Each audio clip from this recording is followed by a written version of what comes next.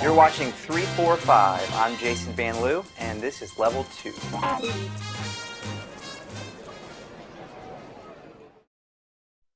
With HTML5 and CSS3, you'll be coding up those websites functionally. We all know the secrets, now you can know too. So come on down to join Professor Jason Van Loo.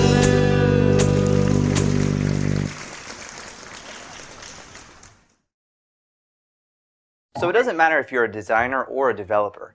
At the end of the day, our jobs are basically the same. We want to craft rich, usable websites and web applications with an awesome user experience. So we're going to look at some styles in CSS3. Now, just like HTML5, this isn't an exhaustive list, but it's rather a list of some of the more commonly used properties. So we're going to start with border radius. Now, border radius rounds the corners of an element with a defined radius value. Now, this is an awesome property because if you remember before, in order to get rounded corners on an image or a button, you would have had to do a variety of hacks or save out transparent PNGs. Now we can let CSS do the work for us. So if we had a rectangular button, now we can add rounded corners simply by using the border radius property. So in this case, we have a border radius of 10 pixels. The higher the value, the more rounded the corners are going to be. The lower the value, the less rounded the corners are going to be. Now, a quick note here, some of these CSS properties don't show up the same in every browser. Surprise, surprise. So in this case, for the border radius property, we need to add vendor prefixes for WebKit and Mozilla. So we want to put our vendor prefixes before the main CSS property. So in this case, we have WebKit border radius and Mozilla border radius before our standard border radius property. Next, let's look at text shadow. Text shadow adds a vertical and horizontal offset shadow to text, and we have the ability to control direction, blur, and the color of the shadow. Now, just like border radius, before, in order to get this effect, we would have to save out images. Now we can create shadows on text by using this property. So if we look at an example here, we have an image from designswap.com, and if you notice that the name, Phil Kaufman, that's actually text with a text shadow. So the way that we render this property is with a couple of values. First, we have the X offset value, then we have the Y offset value. Then we have the blur value. So by setting these values, we can create a variety of different shadows for our text. And then finally, we can also set the color. So one quick design note here. We all probably know how to create a drop shadow, but what if we wanted to create a letterpress effect, that is the text being stamped into the page? Well, if we wanted to do that, something to remember is if you have a light background and dark text, you want to create a shadow that's offset bottom right with a light color. Or, as in this case, with this image, we have a darker background and light text. So we want our shadow to be offset to the top left and in a darker color. By playing around with a variety of different values with the text shadow property, you can create some pretty awesome effects in CSS. Let's move on now to box shadow. Box shadow adds a shadow to a non-text element, and it basically follows the same syntax as text shadow.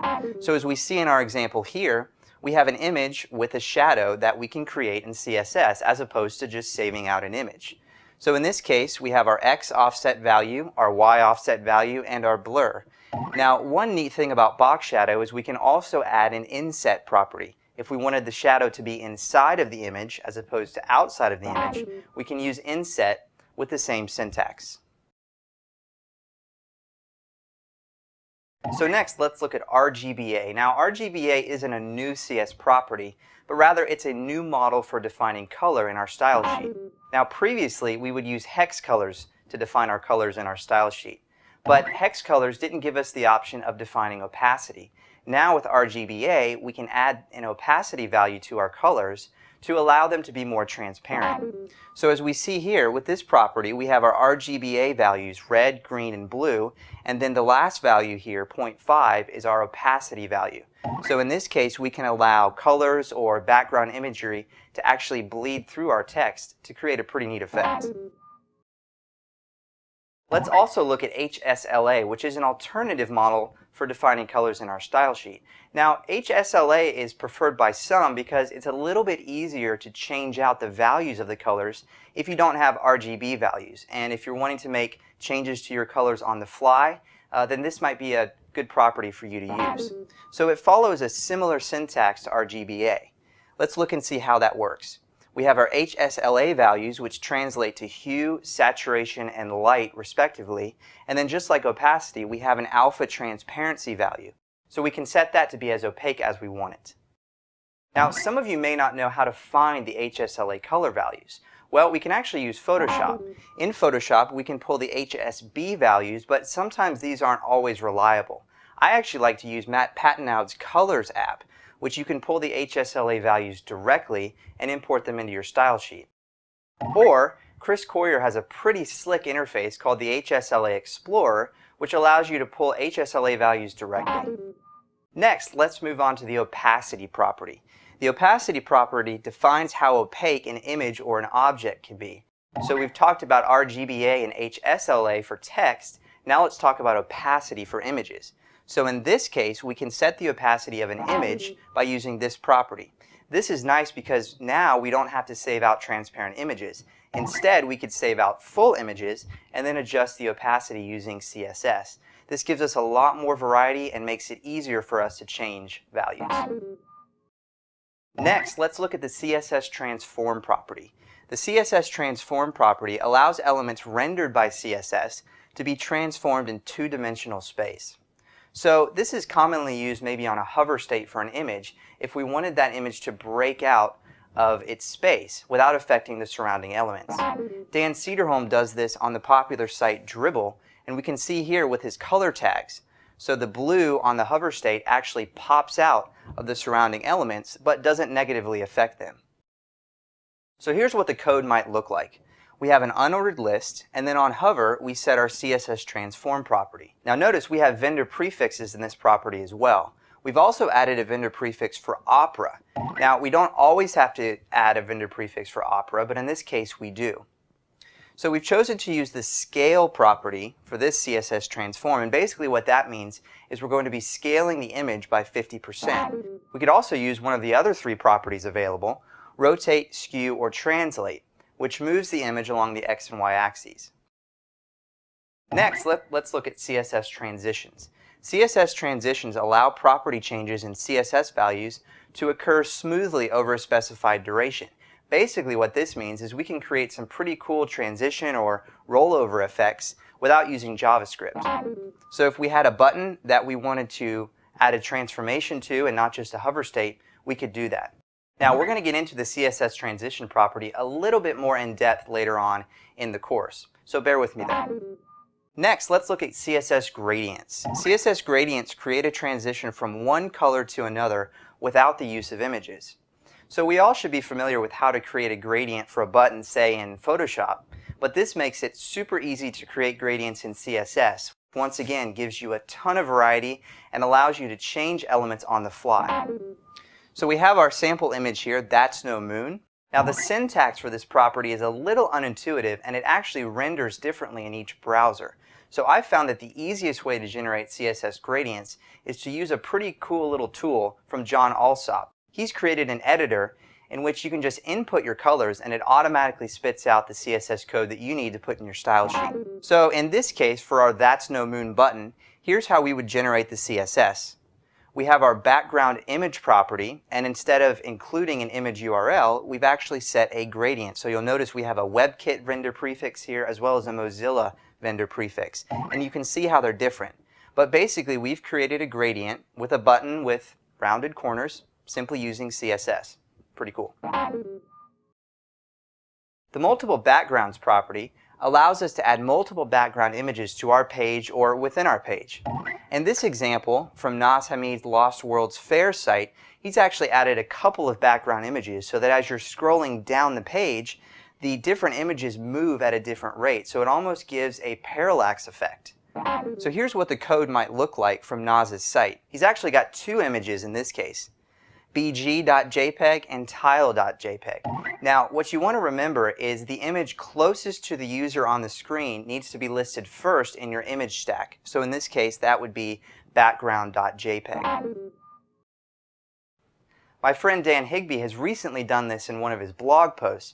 He's added multiple background images, so as you scroll down the page and read more of his post, the background image changes, and it also moves because he's got a variety of background images within each section. You really can create a lot of neat effects using this property. Now we're going to look at real fonts on the web. Now, if you remember the old days, we were limited to just a few safe fonts: Arial, Helvetica, Georgia, or Times New Roman.